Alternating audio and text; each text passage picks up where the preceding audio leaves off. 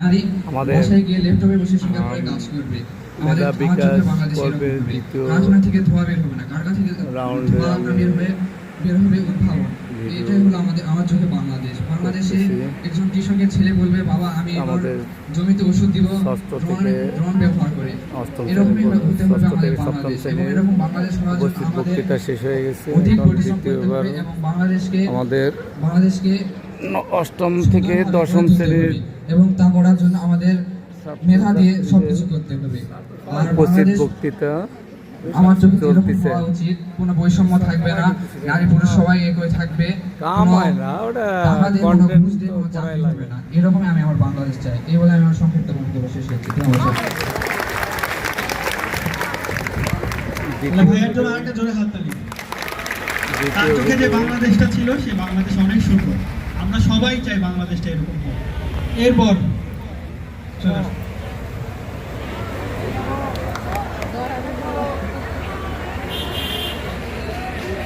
আমাদের দশম শ্রেণীর আসসালামু আলাইকুম। জয়া, আমার নাম মেহজাবিন জয়া। আমি দশম শ্রেণীর বিজ্ঞান বিভাগের একজন শিক্ষার্থী। উপস্থিত আজকে আমার বক্তব্যের বিষয় হচ্ছে আমার চোখে আগামীর বাংলাদেশ। এই কথাটি বলতে গেলে আমার প্রথমেই বলতে হবে, আমার সোনার বাংলা, আমি তোমায় ভালোবাসি। কথাটির অর্থ আমি এটাই বোঝাতে চাচ্ছি, আমি একজন শিক্ষার্থী। আমি বিশ্বাস করি আজকের শিশুই আগামী দিনের ভবিষ্যৎ। আমার শিক্ষায়, আমার সুশিক্ষা, আমার স্বশিক্ষায় পারে আমার দেশকে উন্নতির শীর্ষে পৌঁছাতে। আজকে আমার চোখে আগামীর বাংলাদেশ বলতে গেলে আমার প্রথমেই মনে করতে হবে সেই উক্তিটি, একটি গরুর গাড়ির দুইটি চাকা যদি ছোট বড় হয়, সেই গরুর গাড়িটি চালনা করা সম্ভব নয়। আমি এই উক্তিটি দ্বারা এটাই বলতে চাচ্ছি যে একটি দেশের উন্নতি করতে গেলে শুধু পুরুষ শিক্ষা বা পুরুষ উন্নতি যথেষ্ট নয়, একজন নারীর উচ্চ শিক্ষা প্রয়োজন। আমি দেখতে পাই আমার বাংলাদেশে বাল্যবিবাহের প্রবণতা বেড়ে গেছে। আমি এটা উচ্চারণ করতে চাই এই কারণে, আমার দেশের নারীরা শুধু ক্লাস 6, 7 অর্থাৎ এমনকি ছোট ক্লাস থেকেই তারা এমন কিছু ভুল করে ফেলে যাদের তাদের পরিবার বাল্যবিবাহ দিতে বাধ্য হয়। এই বাল্যবিবাহের ফলে আমার দেশের নারী শিক্ষা ন্যূনতম একদম নিচে নেমে যাচ্ছে, যার কারণে আমার দেশ উন্নতির শীর্ষে পৌঁছাতে পারছে না, আমার দেশ বাহিরের জায়গায় উন্নতি করতে পারছে না। আমি আরো বলতে চাই, আমার দেশের নারীদের আরো অধিকার দেওয়া হোক, কারণ তারা রাত 11টার পর বাহিরে বের হতে পারে না, তাদের কর্মসংস্থান থেকে তারা স্বাধীনভাবে নিরাপদভাবে ফিরে আসতে পারে না। কেন একজন নারী কি রাত্রির বেলা বা তার কর্মসংস্থানের কাজ শেষ করে সে ঘুমায় বলতো? অবশ্যই পারে। আমি বিশ্বাস করি, আমি স্বপ্ন দেখি ভবিষ্যতে বাংলাদেশে এরকম হবে। আমি আরো দেখতে চাই বাংলাদেশে যে বর্জ্য পদার্থ তৈরি হয়, অর্থাৎ ব্যবহারের পর যে বর্জ্য পদার্থগুলো আমরা ফেলে দিই, এটি অবশ্যই সমাজের ক্ষতিকর বিষয় বা দেশের ক্ষতি করে, দেশের মানুষের ক্ষতি করে। আমি চাই এই বিষয়গুলো আমরা শক্তিতে রূপান্তর করি, যা আমাদের বাংলাদেশকে ভবিষ্যতে একটি শক্তিশালী দেশ হিসেবে পরিণত করবে। আমি দেখতে চাই আমার দেশ শস্য শ্যামলায় পরিপূর্ণ হবে। তার জন্য শুধু শিক্ষার্থীরা শুধু পড়াশোনার পাশাপাশি শেষ করে চাকরির পিছনে ছুটবে না, তারা নিজেরা কর্মসংস্থান তৈরি করবে, তারা নিজেরা নিজের পায়ে দাঁড়াবে। আমি আরো দেখতে চাই ভবিষ্যৎ বাংলাদেশে আমার শিক্ষার্থীরা বা আমার সহপাঠীরা A+ অর্থাৎ GPA 5 এর পিছনে ছুটবে না, তারা পড়াশোনা করবে, তারা বাস্তবমুখী শিক্ষা গ্রহণ করবে। আমি এমনই বাংলাদেশ দেখতে চাই। ধন্যবাদ সবাইকে। জয়াকে অসংখ্য ধন্যবাদ আর উপস্থিত বক্তৃতায়।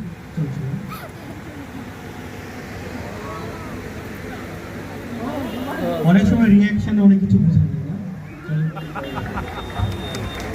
ধন্যবাদ আমাকে বক্তব্য দেওয়ার সুযোগ করে দেওয়ার জন্য। আমার নাম মোহাম্মদ জোবার হোসেন, আমি নবম শ্রেণীর বিজ্ঞান শাখার একজন শিক্ষার্থী। আজকে আমার বক্তব্যের বিষয় হচ্ছে আমার চোখে আগামীর বাংলাদেশ। আমরা যে বাংলাদেশের স্বপ্ন দেখি তা নিছক কোনো স্বপ্ন নয়, এটি আমরা চাইলেই করতে পারি। আমরা বাংলাদেশ একটি আত্মমর্যাদাশীল, প্রগতি ও মেধার ন্যায় এমন একটি রাষ্ট্র গড়ে তুলতে পারবো যদি তা আমরা চেষ্টা করি। আমরা ন্যায় ও সুবিচার বলতে আসলে এমন একটি দেশ গড়ব যেখানে সবার মৌলিক অধিকার থাকবে, সবাই সবকিছু করতে পারবে, কারো বাক স্বাধীনতা হরণ হবে না, সবাই সবার মৌলিক অধিকার, কেউ কারো মৌলিক অধিকার হরণ করতে পারবে না, সবাই সবার নিজ অধিকার নিয়ে কথা বলতে পারবে। তারুণ্যের অগ্রগতি, সবাইকে তরুণের যে শক্তি সেটাকে সবাইকে দেখাই দিতে হবে। স্টার্ট আপ, উদ্ভাবন কিংবা বিজ্ঞানের যে নতুন কৌশল, সেগুলোকে আমাদের উন্নত শিখরে নিয়ে যেতে হবে। তবেই বাংলাদেশ একটি বাংলাদেশের যে স্বপ্ন আমরা দেখি তা বাস্তবে পরিণত হবে।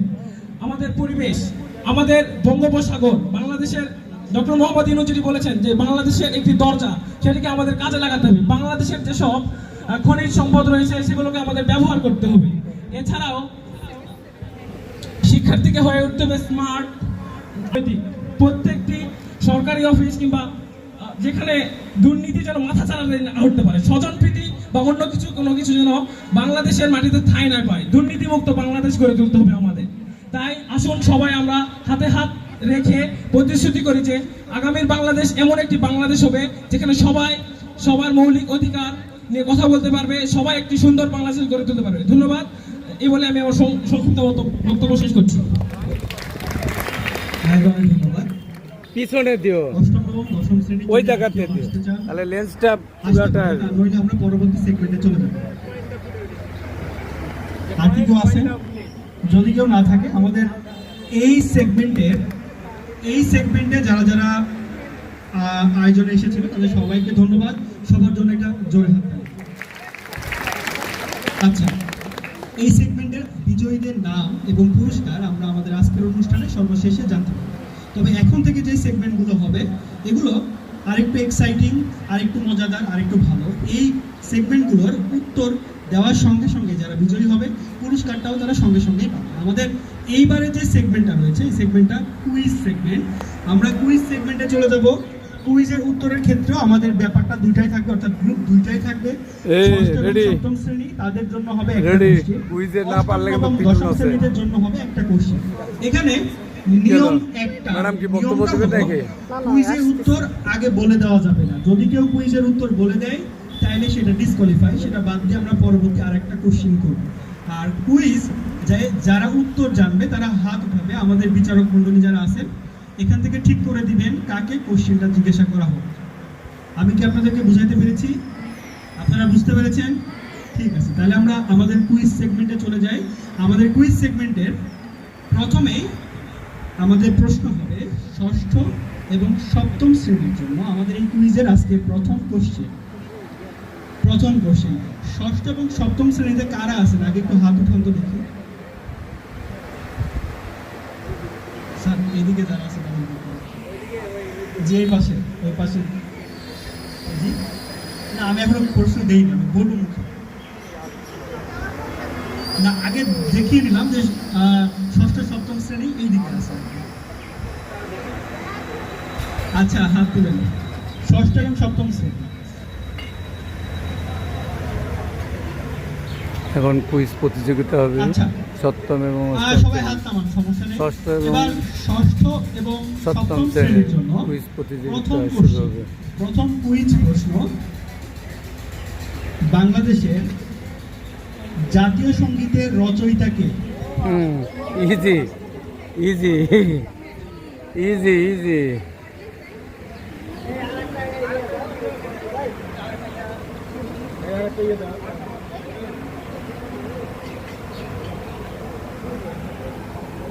আসসালামু আলাইকুম। আমার নাম মোহাম্মদ আরব মাসি। আমি ষষ্ঠ শ্রেণীর ক শাখার একজন ছাত্র।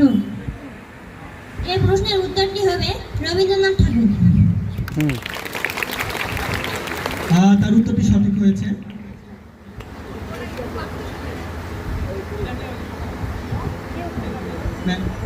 স্যার পুরস্কারটা নিন। সবাই জোরে একটা বড় তালি। ম্যাডাম উত্তর দিচ্ছেন।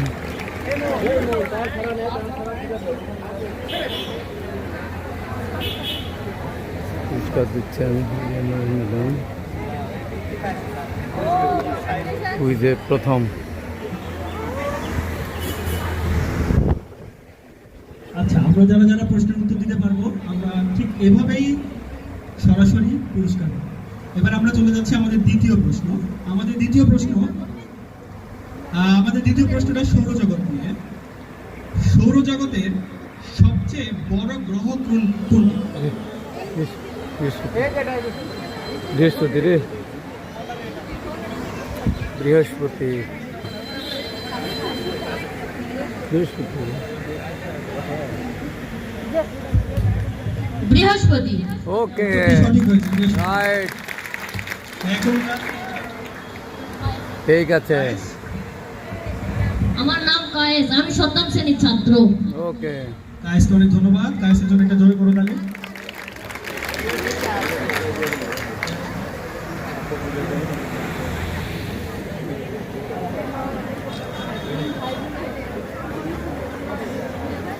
এই আর কন্টেন্ট করি, আর তুই সামনে দে যা মাথা আচ্ছা, পিছন দে তোমাদের সবার কন্টেন্ট কেমন লাগছে? চ্যানেলে দিব না। আরেকটু জোরে কেমন লাগছে? আরো জোরে কেমন লাগছে? ওকে, এবার চলে যাই আমরা আমাদের পরবর্তী প্রশ্ন। আমাদের পরবর্তী প্রশ্ন মহাসাগর নিয়ে। পৃথিবীর সব থেকে আগে হাত তুলে বসে আছে। আগে হাত তুলে বসে আছে। সুদা আচ্ছা, Easy. পৃথিবীর সব থেকে বড় মহাসাগর কোনটি? প্রশান্ত প্রশান্ত প্রশান্ত প্রশান্ত প্রশান্ত মহাসাগর। ইয়েস, উত্তর রাইট রাইট।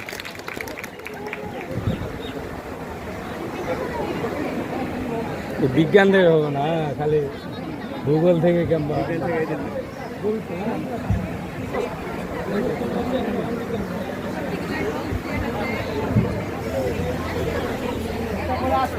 এই জুতায় পরে যাও, সময় নষ্ট হয়ে যাবে। এখন আমাদের সবগুলো তো প্রথম, এগুলো নাকি থার্ড? তৃতীয় পুরস্কার গ্রহণ করতেছে আমাদের এখানে প্রশান্ত মহাসাগরের উত্তর দিয়ে পৃথিবীর সবচেয়ে বড় প্রশান্ত মহাসাগর, আর গভীরতার দিক থেকে আটলান্টিক মহাসাগর। সবচেয়ে পুরাতন লাইব্রেরির নাম কি? আচ্ছা, আরেকটা করি তাহলে। আমাদের পাহাড়পুর বৌদ্ধবিহারের মতো স্থাপনা আমাদের আশেপাশের অন্য একটা উপজেলায় আছে, কেউ নাম বলতে পারবে? কেউ পারবে না। আরে ইয়ারে জগদল বিহার ধামুরাট। কুসুমা মসজিদ। হয় নাই। জগদল বিহার মানে আমাদের পাহাড়পুর বৌদ্ধবিহারে যেরকম বৈশিষ্ট্য, এইরকম আরেকটা স্থাপনা আমাদের আশেপাশেই আছে। বিহার হিসাবে। ঠিক আছে, রানীনগর। No never, Jagdal Vihar. আচ্ছা, আমাদের পাহাড়পুর বৌদ্ধবিহার যে সমস্ত বৈশিষ্ট্য নিয়ে গঠিত, এইরকমই আরো একটা স্থাপনা রয়েছে আমাদের মানে বদলগাছি উপজেলার আশেপাশের জেলায়, বা আমাদের এই নওগাঁ জেলার নওগাঁর কোনো উপজেলায়। নওগাঁর উপজেলা, হ্যাঁ। জগদল বিহার ধামুরাট। মহাস্থানগড়। ও না না না। বদলগাছি, নওগাঁ জেলা। আচ্ছা, অনেক। অত বগুড়া ওটা। জগদল বিহার। Yes. জগদ্দল বিহার উত্তর সঠিক হয়েছে। ধামুরাট। আচ্ছা, আমি বলি তো জগদ্দল বিহার কেন হবে? আমাদের পাহাড়পুর বৌদ্ধবিহারের বৈশিষ্ট্যটা হচ্ছে এটা একটা প্রাচীন বিশ্ববিদ্যালয় ছিল, এবং জগদ্দল বিহারও প্রাচীন বিশ্ববিদ্যালয়ের মতো ছিল। হ্যাঁ। জ্ঞান চর্চার কেন্দ্র হিসেবে এলে, বৌদ্ধবিহার সব সুদা প্রশ্ন করাইছে রে। সবাই এবং একই বৈশিষ্ট্য। জগদল বিহার। আপনি বলা পারেন না, পরে যায় কইলে হবে। ঠিক আছে, আপনি বলা পারলেন না, আমি অডিয়েন্সে বলে দিলাম। জগদল বিহার অনেক পরে আসছে, ধামুরাট উপজেলার একটা বিহার, সেটা হলো জগদ্দল বিহার। এত পরে উত্তর কেন দিলা তোমরা? এটা তো জানার কথা। হ্যাঁ। এর পরবর্তীতে আমাদের আরো এরকম সেগমেন্ট আছে যেগুলো আসবে। এবার আমরা চলে যাবো একটু বড়দের সেগমেন্টে। অষ্টম, নবম, দশম শ্রেণীতে যারা আছে তাদের জন্য। অষ্টম, নবম, দশম শ্রেণীর যারা একটু হাত উঠাও।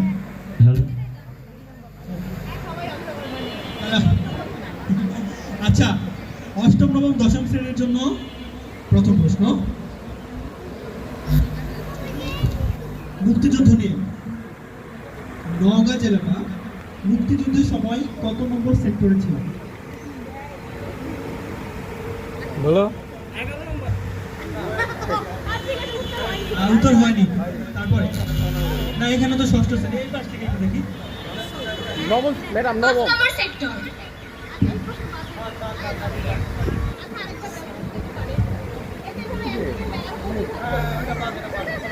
এটা হবে না, এটা এটা হবে না, এটা এর পরবর্তী প্রশ্নটা একটু না, এই নওগাঁ জেলা কত নম্বর সেক্টরের মধ্যে ছিল? পরবর্তী প্রশ্নটা ইউনেস্কো। ইউনেস্কো এর পূর্ণ রূপ কে বলতে পারে? United nation organisation. ইউনেস্কো এর পূর্ণ রূপ কে বলতে পারে? এই এটা তো কোয়া পারবেন রে রাধা দয়া তো Association of South Area. এই no no Association. No no no no একটু আচ্ছা, পরবর্তী প্রশ্ন। পরবর্তী প্রশ্ন, মানবদেহের সবচেয়ে বড় অঙ্গ কোনটি?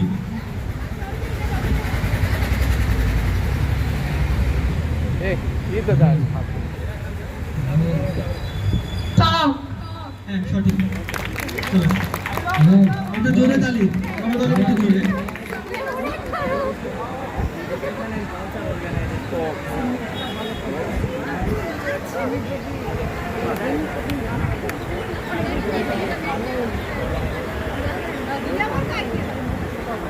ইয়া খালি ইয়া খেলা করে মোবাইল ঠিক করে আচ্ছা, পরবর্তী প্রশ্ন।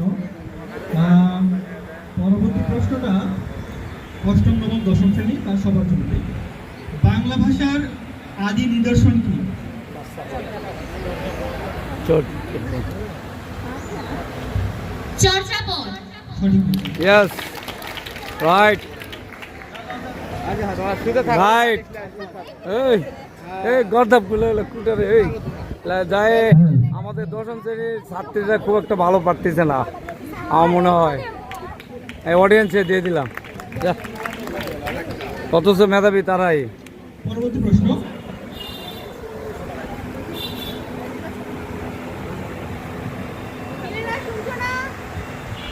সেনার একটু মনের মধ্যে ঠান্ডা লাগছে।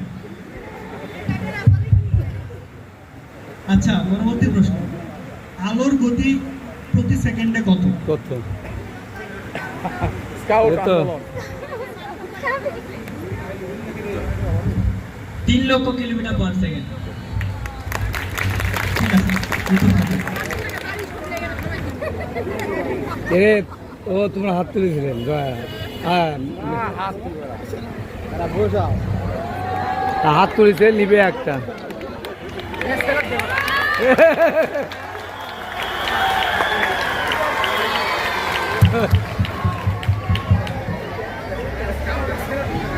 যাক, আমাদের স্কাউটের ছাত্র পরবর্তী প্রশ্ন।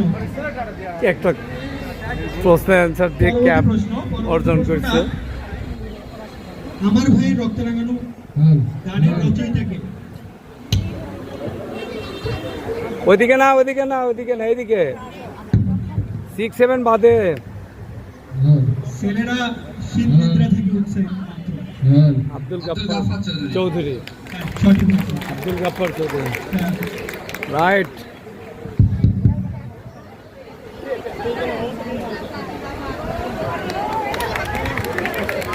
না এই আমার এই হচ্ছে না রে।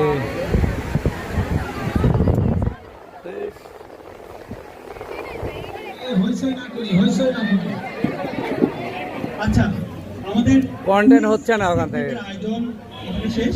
এবার আমরা আমাদের পরবর্তী সেগমেন্টে যাব। আমাদের পরবর্তী সেগমেন্টটা হলো ধাঁধা। আমাদের ধাঁধা যে সেগমেন্টটা হবে, এই ধাঁধাতে সেম একই নিয়ম। ষষ্ঠ থেকে সপ্তম শ্রেণী এক গ্রুপ, অষ্টম, নবম, দশম শ্রেণী আলাদা গ্রুপ। এই ধাঁধাতে আসার আগে ধাঁধা আমরা কয়েক ধরনের দেখতে পাবো। তার মধ্যে প্রথম যে ধাঁধাটা আসবে, এটা ছবি দেখে শব্দ তৈরি করতে হবে। প্রথম ধাঁধাটা থাকবে ষষ্ঠ এবং সপ্তম শ্রেণীদের জন্য। তোমরা সবাই স্ক্রিনে দেখবে, স্ক্রিনে দুটো ছবি আসবে। এই ছবি দেখে তোমাদেরকে শব্দ তৈরি করতে হবে, ছবিটার মিনিংটা বলতে হবে। আমি কি বুঝাইতে পেরেছি? তোমরা কি বুঝতে পেরেছো? এভাবে না জোরে, বুঝতে পেরেছো? ওকে, তাহলে আমরা চলে যাই আমাদের প্রতিযোগিতায়। স্যার আরেকবার দেখুন, আগে হাত তুলেছে। ওকে, ঠিক আছে। তাহলে আমরা আমাদের প্রথম ছবি, আমার জন্য কি দেখতে অসুবিধা হচ্ছে? আমি কি বসে পড়বো? হ্যাঁ, আমার জন্য অবশ্যই। তাহলে প্রথম প্রথম যে ছবিটা সেই ছবিটা আমরা আমাদের এবার দেখতে পাবো। মেধা বিকাশের প্রতি